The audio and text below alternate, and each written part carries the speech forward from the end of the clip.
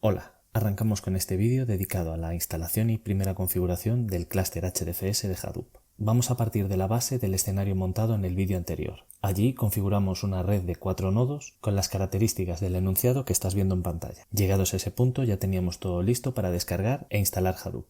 Lo primero que haremos será buscar la web de descarga de la última versión de Hadoop, que en nuestro caso es la 3.3.6. Buscamos la descarga oficial y allí buscamos la última versión y los paquetes que hay para las distintas plataformas. El equipo en el que yo estoy trabajando tiene arquitectura ARM, por lo tanto me descargaré este archivo. Si tu equipo es un Intel o un AMD, tendrás que descargarte este otro. Al pinchar en el enlace adecuado, conseguiremos la ruta de descarga. Con esa ruta nos vamos a uno de los equipos, por ejemplo a nodo 1, y la descargamos con el comando wget. Escribimos la ruta, pulsamos intro y se descarga. Hacemos un ls-la para confirmar que está allí. El siguiente paso consiste en descomprimir ese archivo. Para ello utilizaré el comando tar, modificadores -xzf y el nombre del archivo que queremos descomprimir. Cuando acabe comprobamos otra vez con un ls-la y ahí vemos que se ha creado una carpeta con el mismo nombre. Por acortar las rutas y un poco de limpieza vamos a cambiarle el nombre a esa carpeta. Lo hacemos con el comando mv, el nombre de la carpeta y el nuevo nombre. Pulsamos intro y comprobamos otra vez con ls-la. Ahora ya sí tenemos una carpeta llamada Hadoop dentro de nuestra carpeta personal donde están todos los ejecutables y los archivos de configuración de Hadoop. Vamos a echarles un ojo, para ello entramos en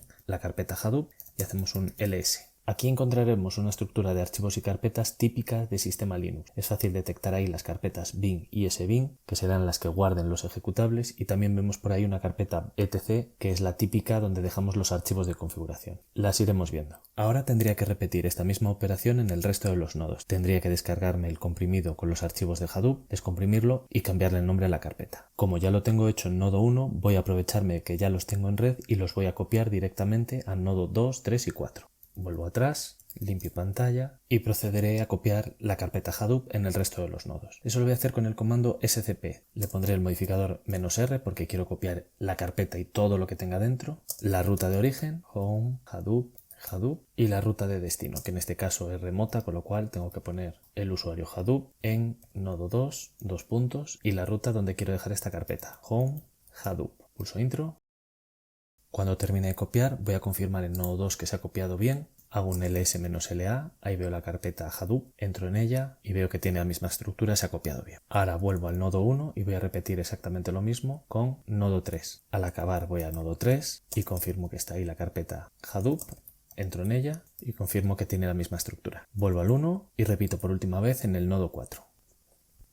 Me voy al nodo 4, compruebo que está la carpeta, entro en ella y compruebo que está la misma estructura. Volvemos ahora al nodo 1 para el siguiente paso. Como dijimos en su momento, Hadoop no se quiere pelear con el sistema operativo. Por lo tanto, se espera que en este momento de la instalación dejemos configuradas las variables globales que Hadoop necesita. Esto ya hemos explicado que lo podemos hacer en distintos sitios, o bien en la carpeta del usuario local para que los cambios solo afecten a este usuario, o bien a nivel global en archivos que están dentro de la carpeta /etc del sistema. Dentro de estas dos ubicaciones, una que afecta al usuario y otro a todos los usuarios, tenemos dos tipos de archivos. Unos en los que podemos programar y otros en los que solo podemos declarar. En los apuntes tenéis un ejemplo de una declaración de variables globales que hacemos en un archivo que solo afecta al usuario y que además se puede programar. Pero en este vídeo lo vamos a hacer exactamente al contrario. Vamos a crear las variables globales en un archivo que afecta a todos los usuarios y en un tipo de archivo en el que no podemos programar, solamente declarar. Necesitaremos permisos administrativos porque esto afecta a todo el sistema. Usaremos nano para editar un archivo y la ruta del archivo que vamos a modificar, que en este caso es /etc/environment.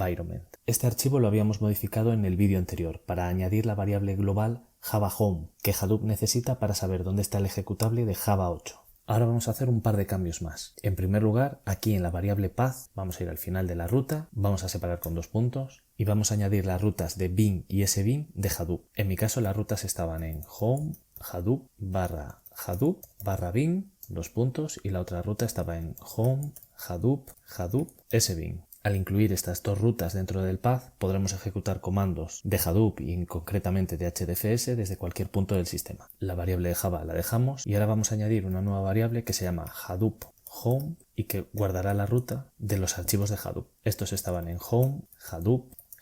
Aquí no vamos a hacer nada más. Recuerda que es un archivo de configuración que se lee en el arranque del sistema. Por tanto, tendremos que forzar otra vez su lectura o bien reiniciar el equipo. Yo voy a reiniciar. Mientras lo hago, voy a ir cambiando en el resto de nodos. Para ello guardo, reinicio y me voy al resto de nodos.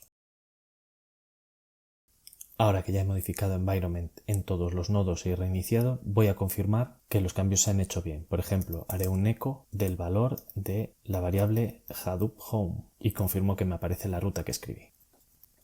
Ahora que ya he confirmado que la variable Hadoop Home existe correctamente en todos los nodos, puedo continuar con el siguiente paso. Este paso consiste en configurar la ruta donde Hadoop dejará sus archivos. Un sistema de ficheros tradicional está montado sobre una partición, pero el sistema de ficheros HDFS de Hadoop no está montado sobre una partición, sino que reside en alguna de las carpetas del sistema que ya existen. Es importante que configuremos una ruta de nuestro gusto, porque la ruta por defecto es una carpeta temporal. Funcionará mientras no se reinicie el ordenador. Es decir, los cambios en ella no son persistentes. En cada reinicio la carpeta temporal se borra. En el enunciado de la práctica se pide usar la carpeta disco grande para almacenar todos los archivos relacionados con HDFS. En este tema estamos aún viendo solo la primera capa de Hadoop, la capa HDFS. En esta capa los nodos pueden jugar dos papeles, o bien NameNode, que se encargará de guardar la tabla de ficheros, o bien DataNode, que se encargará de guardar los bloques que componen los ficheros. Nosotros lo estamos haciendo de una manera muy limpia, en el que el NameNode solo es NameNode y los DataNode solo son DataNode. Pero lo cierto es que un mismo nodo podría jugar los dos papeles, podría ser NameNode y también DataNode. No estaría bien, no sería muy limpio que los datos de las dos funciones se mezclaran en una misma carpeta. Además, en los temas siguientes de las capas superiores de Hadoop también se gestionan distintos archivos en función del papel que juegue el nodo. En definitiva, voy a crear dentro de la carpeta disco grande de cada nodo una subcarpeta con el nombre del papel que juega ese nodo en el clúster. El objetivo es que no se mezclen los datos de unas funciones con otras. Me voy a nodo 1 porque este será el NameNode, el nodo principal, el nodo que va a mantener la tabla de ficheros. Me voy a disco grande, compruebo que aquí no hay nada y creo aquí la carpeta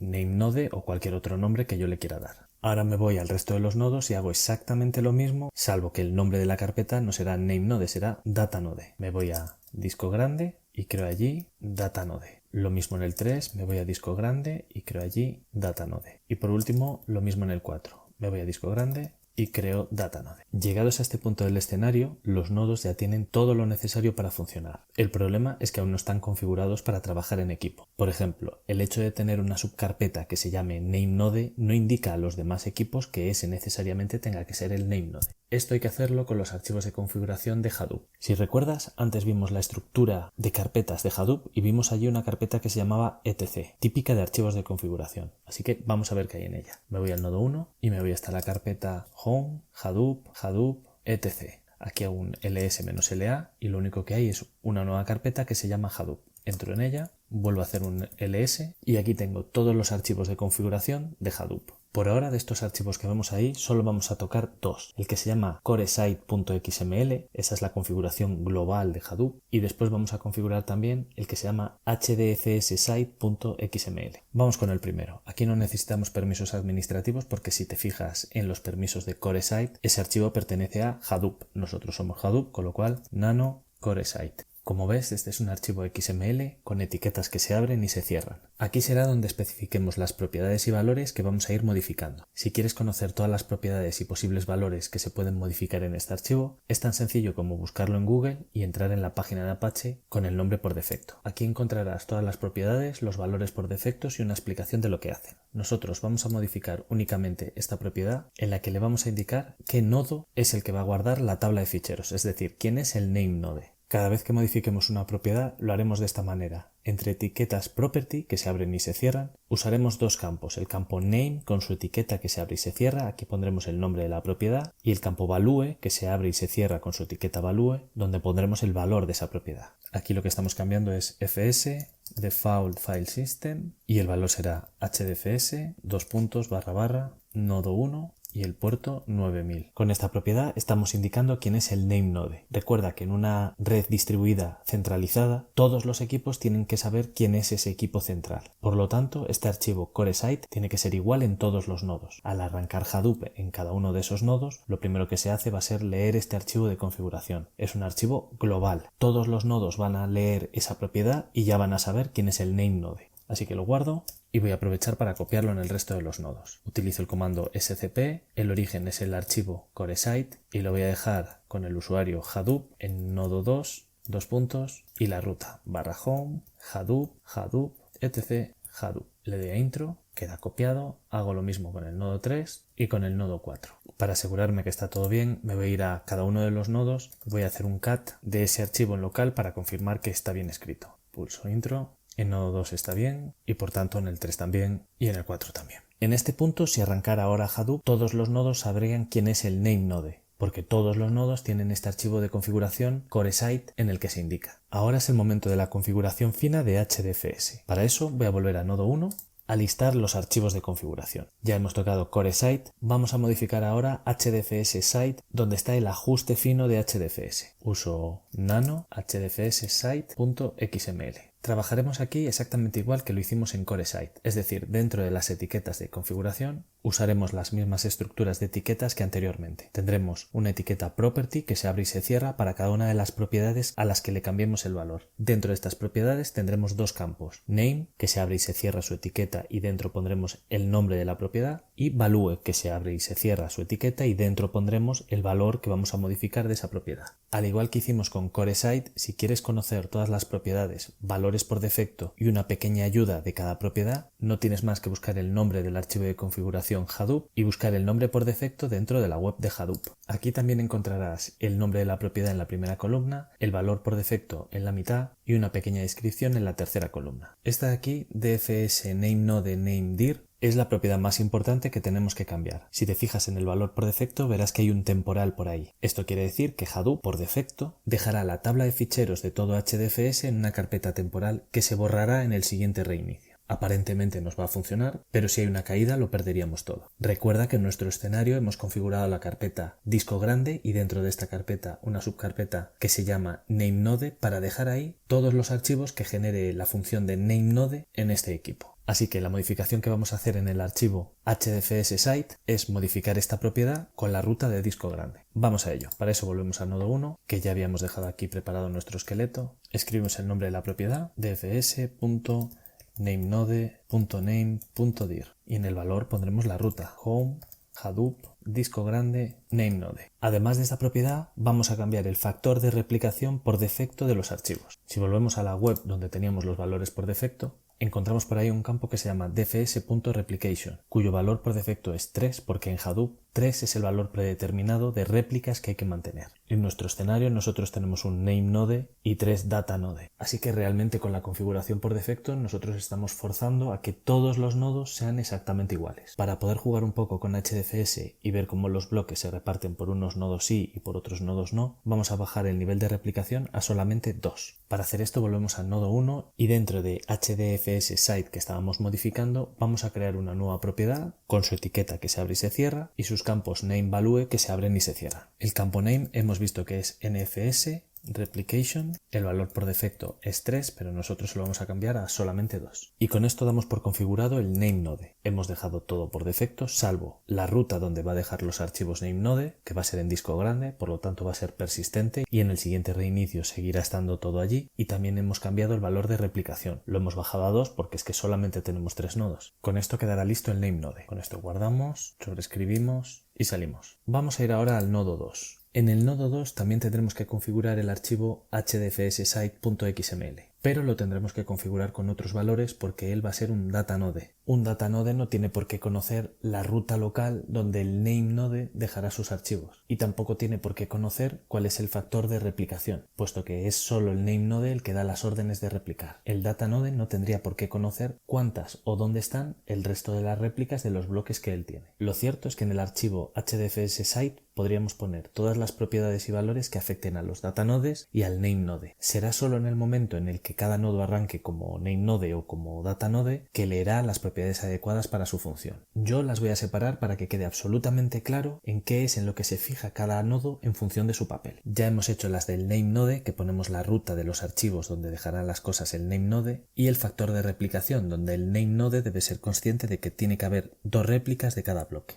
El nodo 2 va a ser un datanode, solo va a guardar bloques. Así que el único cambio que vamos a hacer en su configuración será indicarle la ruta persistente donde almacenar los bloques. Para ello modificamos con nano y la ruta home, Hadoop, etc, Hadoop, hdfs, site.xml. Aquí tenemos el archivo que modificamos con esta estructura que ya es típica para modificar propiedades. Abrimos y cerramos la etiqueta propiedades y dentro abriremos y cerramos los dos campos name y value, donde pondremos el nombre de la propiedad y su nuevo valor. Si nos vamos otra vez a la web donde aparecen todas las propiedades, encontramos allí una que se llama dfs.datanode.data.dir. Esta propiedad indica en qué carpeta se guardan los bloques HDFS en este datanode. Por defecto es una carpeta temporal, no es persistente. En el siguiente reinicio habríamos perdido todo. Pero en este escenario nosotros hemos decidido que dentro de disco grande se guardarán los datos generados por HDFS. Así que me vuelvo a nodo 2 para cambiar estos valores. El nombre de la propiedad es dfs.datanode.data.dir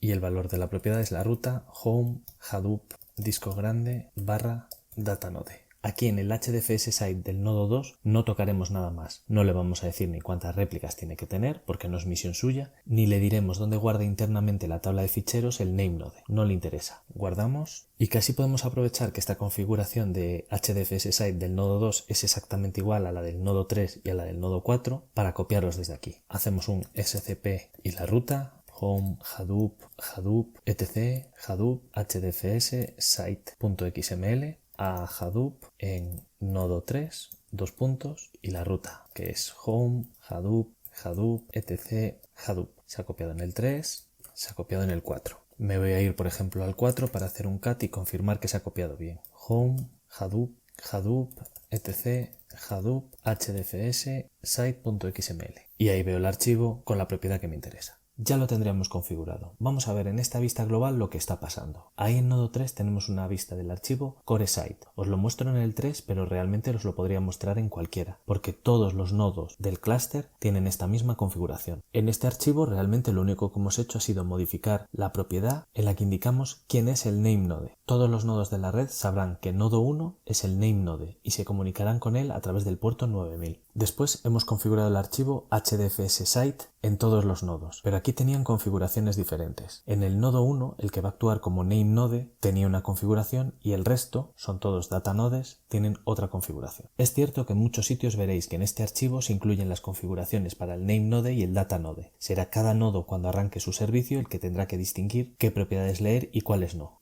Además, en algunas ocasiones se da el caso en que un mismo nodo es nameNode y también datanode. Por tanto, necesita todas las configuraciones dentro del mismo archivo. Este escenario es un escenario, digamos, limpio, en el sentido en que cada nodo ejerce solamente una función. Y para que quede claro qué propiedad se aplica a cada nodo, me ha parecido más interesante separar el contenido de los archivos. En el nodo 1, que va a funcionar como nameNode, hemos modificado dos propiedades. Una, la ruta local donde va a dejar los archivos el nameNode, y dos, el factor de replicación de los bloques, que lo hemos bajado de 3 a 2. En el resto de los nodos tenemos un archivo HDFS site en el que solamente indicamos la ruta local donde se van a almacenar los bloques que nos mande el nameNode. Ya casi lo tenemos todo, pero antes necesitamos, como en todos los sistemas de ficheros, formatearlo. Como vimos en teoría, formatear no es más que crear la tabla de ficheros, y el sitio más apropiado para hacer eso es en nodo 1, porque es el nodo donde se guardará la tabla de ficheros. Para formatear el nameNode utilizaremos el siguiente comando: hdfs, que es el comando de Hadoop que usaremos para trabajar específicamente sobre HDFS, seguido de nameNode y algo parecido a un parámetro con -format. Antes de dar la intro vamos a ver de dónde viene esto. Para ello nos vamos a la web y buscamos la guía de comandos de HDFS. Lo que nosotros hemos escrito es HDFS, que es el ejecutable. Después, como primer modificador, hemos elegido nameNode, que lo tenemos aquí abajo, y si pinchamos en él, hemos usado la opción de formatear. Volvemos al nodo 1 y pulsamos intro a ver qué pasa. Como puedes ver, esta salida está llena de errores. Es muy importante interpretar las salidas de los comandos. Si empezamos a leer de abajo arriba, rápidamente llegamos a una línea de error donde nos da una pista bastante importante de lo que está pasando. Nos habla de que esperaba encontrar una etiqueta y se ha encontrado otra. Y ahí nos dice también que el problema está en el archivo hdfs-site.xml. Al entrar en el archivo en el que nos indicaba un error, estamos ya un poco mentalizados y localizamos rápido el fallo. Pero en ocasiones este fallo es difícil de ver. Aquí está claro, las etiquetas de property no se cierran. Así que cerramos una, cerramos la otra, guardamos y volvemos a intentar el formateo. Aquí, como veis, la salida es totalmente distinto y si lees la 10ª línea desde abajo, comprobarás que dice que el formateo ha acabado correctamente. Llegados a este punto, ya lo tenemos todo absolutamente listo para lanzarlo. Ya tenemos los nodos bien configurados, todos se ven, todos tienen los archivos de Hadoop y todos tienen los archivos de configuración necesarios para el papel que van a tener. Es el momento de lanzar los servicios. Vamos a la web de nuevo para ver qué comando HDFS es necesario para arrancar tanto el servicio del NameNode como los de los DataNodes.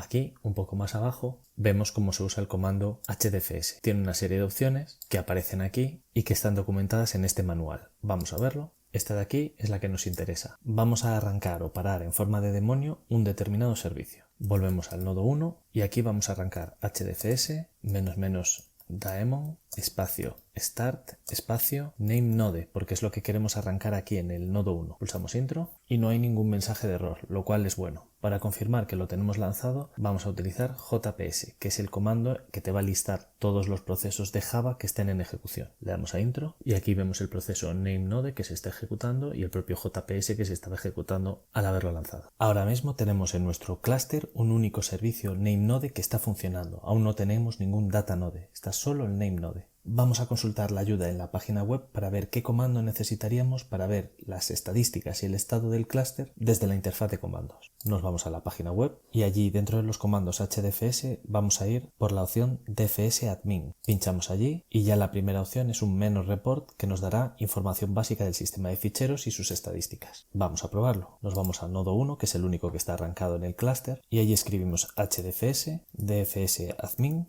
-report y pulsamos intro. Como podemos ver, ahí la información está todo a cero porque solamente tenemos el NameNode encendido. No hay ningún DataNode donde poder guardar cosas. Además de esta vista por la interfaz de comandos, también tenemos la opción web. Si volvemos al documento donde aparecían las propiedades del HDFS site por defecto, encontraremos una que es dfs.namenode.http-address, que indica el puerto de escucha para ese nodo y su interfaz web. Si uso un navegador web cualquiera para conectarme a ese nodo a través de ese puerto, podré ver esa misma información pero desde un entorno web. Aquí en esta página lo que me interesa es esta pestaña de DataNodes en las que aún no veo ningún DataNode porque no están conectados. Me voy a ir ahora al nodo 2 porque quiero arrancar mi primer DataNode, el del nodo 2. Para hacer esto utilizo un comando prácticamente igual que en el NameNode, que es HDFS espacio --daemon espacio start y el servicio que quiero arrancar, que en este caso es DataNode. Pulso intro. Me aparece un warning esta primera vez porque no hay una carpeta clara para los logs, me la ha creado, pero aparentemente está. Voy a utilizar JPS para ver los procesos Java activos y veo ahí el DataNode. Vuelvo a la web, la actualizo y ahí veo mi primer nodo. Veo que la interfaz web ya ha cambiado, veo los datos del nodo que se ha incorporado como DataNode. Voy a ver cómo se ve a través de comando. Vuelvo al nodo 1 y este mismo comando que ejecuté hace un momento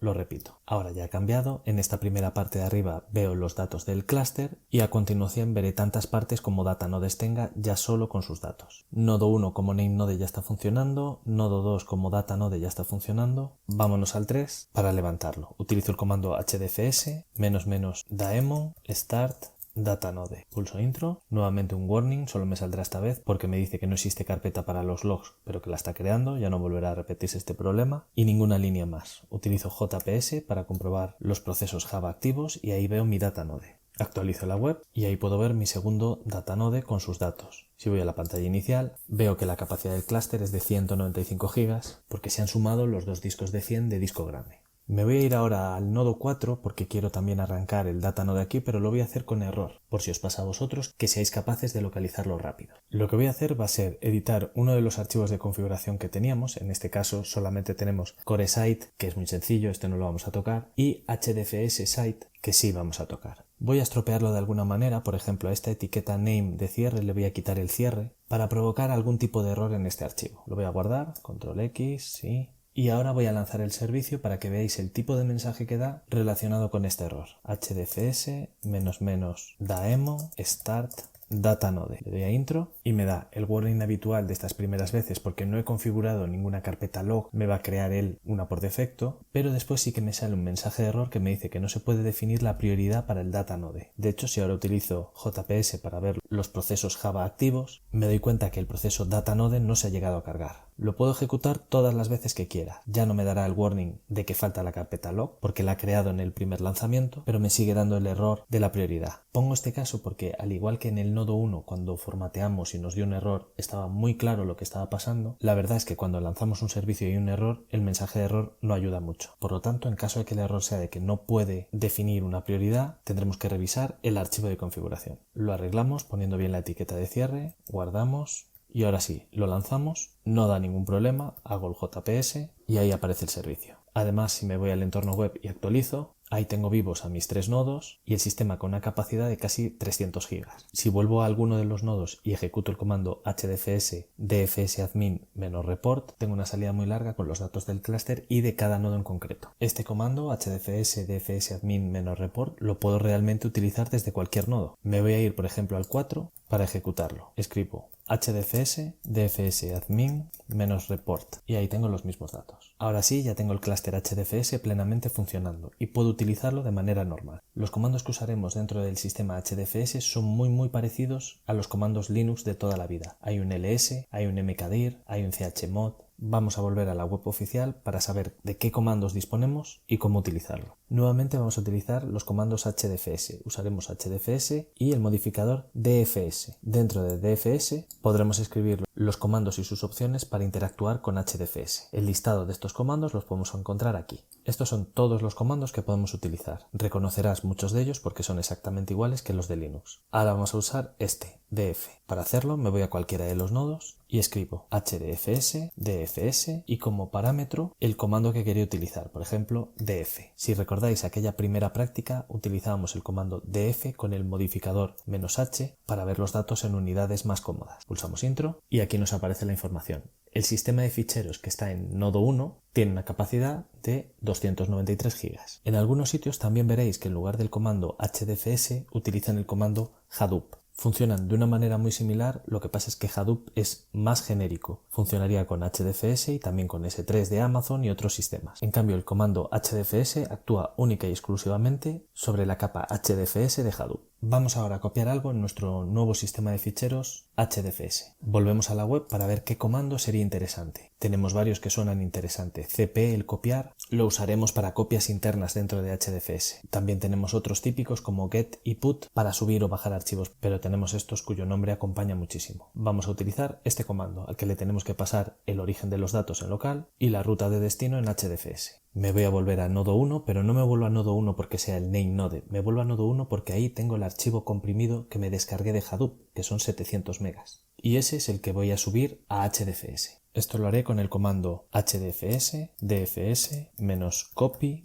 from local. Ahora viene la ruta de origen, home, Hadoop y el resto del archivo comprimido. Y ahora la ruta dentro de hdfs. Pues lo voy a dejar, por ejemplo, en la raíz. Pulso intro y se copia. Recuerda el vídeo de la teoría con cómo funciona esto. En este momento estamos siendo clientes. Da igual el nodo en el que estemos. Somos clientes y le estamos pidiendo a hdfs que nos copie un determinado archivo a la raíz de hdfs. Ese comando se pondrá en contacto con el name node, le solicitará un hueco en la tabla de ficheros y el name node le indicará en qué nodos debe escribir cada uno de los bloques en los que ha dividido el archivo. El cliente los escribe y acaba la operación. Vamos a ver si se ha copiado. Entonces, hdfs, dfs y el comando que voy a utilizar va a ser ls en la raíz. Le doy a intro y ahí veo el listado de archivos que hay en la raíz de hdfs. Esto lo he hecho en nodo 1, pero lo podría hacer en cualquiera de los otros nodos. Me voy a ir, por ejemplo, al 3. Borro pantalla y ejecuto un comando hdfs, dfs y el comando Linux que quiero utilizar es un ls de la raíz. Y ahí tengo el mismo resultado. Insisto una vez más, este comando actúa como cliente. El cliente va a consultar al name node, hará lo que tenga que hacer en el name node y devolverá el resultado. A pesar de que estamos en nodo 3, que es un data node, ese comando se ejecuta como cliente. Vamos a ver cómo afecta esto a la capacidad. hdfs, dfs, -df-h para verlo bien. Ahí me aparecen los resultados de capacidad y ocupación que tiene ahora mismo hdfs. Fíjate que el tamaño son 293 GB como antes, pero el usado es 1,4 GB.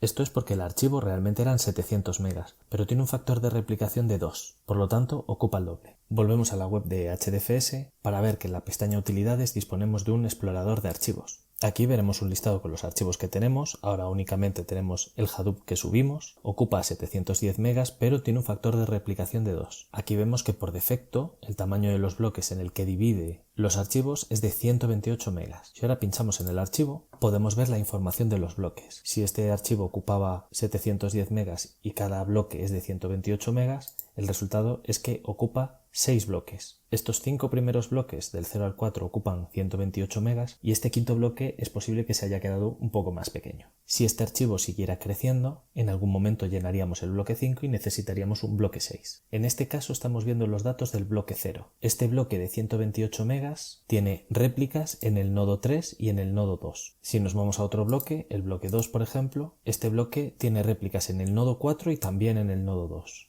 Y si nos vamos al bloque 5, pues este tiene réplicas en el nodo 4 y en el nodo 3. Está todo repartido. Desde la pestaña de los datanodes también podemos ver e interpretar cierta información. A modo de resumen, en este vídeo hemos visto la parte práctica fundamental de HDFS. Hemos descargado Hadoop de la web oficial, lo hemos descomprimido y hemos configurado las variables de entorno que nos hacían falta. Hemos modificado el archivo CoreSite para indicar quién es el nameNode y ese mismo archivo lo comparten todos los nodos del clúster. También hemos modificado el archivo HDFS site en todos los nodos. Lo que pasa es que hemos diferenciado aquel nodo que va a ser nameNode de los nodos que van a ser datanode. En el nameNode hemos modificado la ruta de la carpeta donde dejará sus archivos el nameNode y además hemos indicado que el factor de replicación va a ser de solamente 2. En los datanodes hemos modificado este archivo, pero solamente para indicar la ruta donde dejará los archivos el datanode. Una vez que todos los datanodes estaban configurados y el nameNode también, hemos formateado el nameNode. Con esto ya consideramos montado el clúster HDFS. Ahora lo vamos a arrancar. En primer lugar arrancamos el nameNode, es lo principal, la tabla de ficheros. En cuanto arranca el nameNode podremos acceder a él bien interfaz comando o bien interfaz web. Cuando lo hicimos vimos que no había datos, había capacidad 0. Después arrancamos de una manera casi igual los datanodes. Volvimos a la interfaz web y a la interfaz de comandos y vimos cómo se empezaban a sumar los datanodes y con ellos la capacidad del clúster. Por último utilizamos unos comandos HDFS en modo cliente. Esto lo podíamos hacer desde cualquier nodo. Utilizamos un comando para ejecutar el df de Linux para ver la capacidad del disco. Después copiamos el archivo comprimido aquel que nos habíamos descargado a HDFS y volvimos a ejecutar el comando df para ver cómo se veía la capacidad y cómo se había modificado el espacio usado o el espacio disponible. Desde la interfaz web se ve muy bien cómo el nameNode ha dividido el archivo en bloques y cómo cada uno de esos bloques los ha colocado en 2 datanodes distintos para mantener el factor de replicación 2. Por lo tanto, con este vídeo ya somos capaces de levantar un clúster HDFS e interactuar con él casi como si fuera un sistema de ficheros normal y corriente. Hasta aquí este vídeo.